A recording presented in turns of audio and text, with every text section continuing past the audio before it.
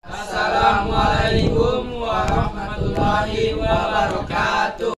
Hadirin yang kami hormati, marilah kita panjatkan puji dan syukur kehadirat Allah Subhanahu wa taala yang telah memberikan nikmat iman, Islam dan ihsan kepada kita semua sehingga kita bisa ke sekolah ini dengan tujuan menuntut ilmu.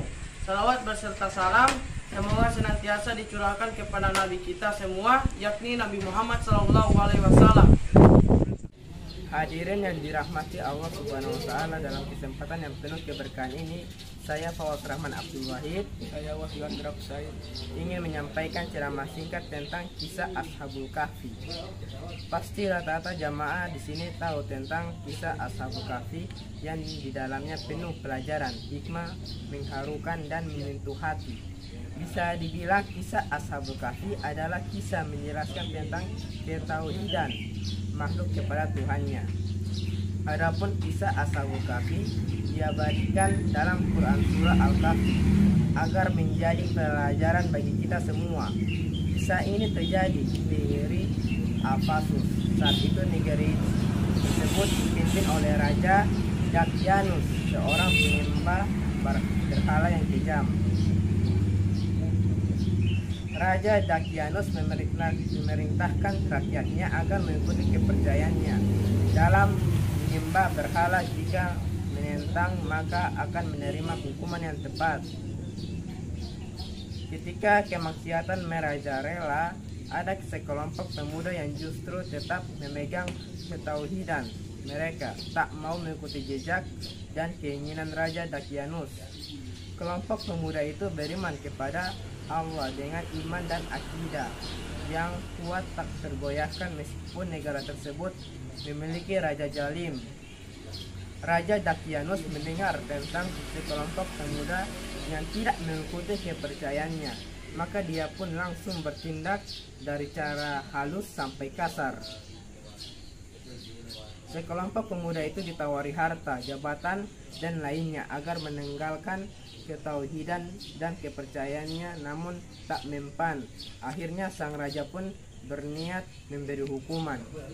Sekelompok pemuda itu yang berjumlah 7 orang, di sebagian riwayat ada yang menyebut 5 orang, melarikan diri ke arah Amman, Yordania. 7 orang pemuda itu menuju sebuah gua bernama Gua Rajib, jaraknya sekitar 8 km. Ketika menuju gua, mereka bertemu anjing bernama Qatmair yang mengikutinya. Dalam Quran surah Al-Kahfi ayat 13 sampai 14. Bismillahirrahmanirrahim. Nahnu naqussu 'alaika naba'ahum bil haqq.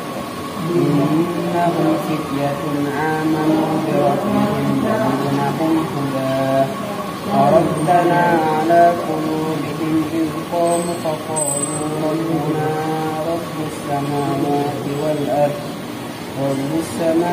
والأرض لن ندعو من دونه إلها لقد قلنا إذا شططا صدق الله العظيم. Kami ceritakan kepadamu Muhammad kisah mereka dengan sebenarnya. Sesungguhnya mereka adalah pemuda-pemuda yang beriman kepada Tuhan mereka, dan kami tambahkan petunjuk kepada mereka, dan kami teguhkan hati mereka ketika mereka berdiri lalu berkata, Tuhan kami adalah Tuhan langit dan bumi. Kami tidak menyuruh Tuhan selain Dia. Sesungguhnya kalau kami berbuat demikian, tentu kami telah mengucapkan perkataan yang sangat jauh dari kebenaran. Keteguhan mereka dalam ketauhidannya bisa kita tiru. Lantas ketika sudah sampai di gua persembunyian agar bisa bebas beribadah kepada Allah Subhanahu wa taala, mereka memohon rahmat dan petunjuk Allah Subhanahu wa taala sebagaimana yang disebutkan dalam Quran surah Al-Kahfi ayat 10. A'udzu billahi minasy syaithanir rajim. Bismillahirrahmanirrahim. Iz awal fityatun ilal kahfi faqalu rabbana atina min ladunka rahmah wa hayyi' lana min amrina rasyada. ثم بعثناهم لنعلم أي الحزبين أحصى لما لبثوا أمدا. Artinya, ingatlah ketika pemuda-pemuda itu berlindung ke dalam gua. Lalu mereka berdoa, "Ya Tuhan kami, berikanlah rahmat kepada kami dari sisimu dan sempurnakanlah petunjuk yang lurus bagi kamu dalam urusan kami." Saat itu Allah pun menutup pendengarannya dan penglihatan mereka. Ketujuh pemuda dan anjingnya itu tertidur lama sekali selama 309 tahun. Ketika negeri Afasus telah berganti raja yang soleh, barulah mereka terbangun. Allah subhanahu wa ta'ala berfirman dalam Quran surah Al-Kahfi ayat 12. Summa ba'asnahum lina'lama ayyul hizbaini ahsa lima labisu amada. Sadaqallahu. Kemudian kami bangunkan mereka agar kami mengetahui manakah di antara kedua golongan itu yang lebih cepat dalam menghitung berapa lamanya mereka tinggal dalam gua itu. Nah, banyak sekali hikmah yang bisa kita ambil dari kisah Ashabul Kahfi ini. Rupanya sampai sini ceramah singkat yang saya bisa sampaikan mengenai kisah Ashabul Kahfi ini.